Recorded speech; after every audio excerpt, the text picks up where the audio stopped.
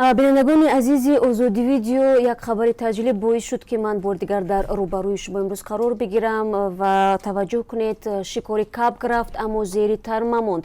Дар деҳоти жамаги ҷамоати Язғулом сокини 25-солаи ин деҳот Ҳукмишо Саидов зери тарма мондааст. Ин ҳодиса 4 соати пеш рух додааст. Офарид Ҷоналиев, як корбари озоди видео, навореро дар ихтиёри радиои озодӣ гузошт ки дар он дида мешавад чӣ гуна сокинони маҳаллӣ аз зери тарма ин ҷавонро ҷустуҷӯ доранд.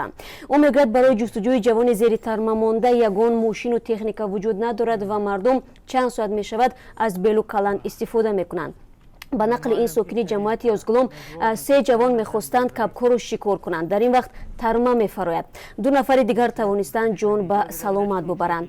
حال حاضر بارش برف در آنجا دوام دارد. طبق معلومات دسترس طول چند روز اخیر در ولایت مختار کوهستانی بدخشان برف میبارد و شب گذشته برفریزی شدید شده است.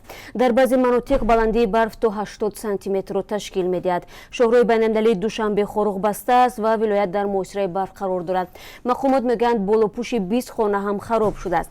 بینندگان عزیز، اگر شما شاهد یگان حادثه فوق‌العاده شدید و میخواهید در این باره دیگران نیز بدانند، برای ما نوار و عکس بفرستید. رقم تماس رو شما حالا میتوانید ببینید. این رقم در ایمو، واتساپ و وایبر ما است.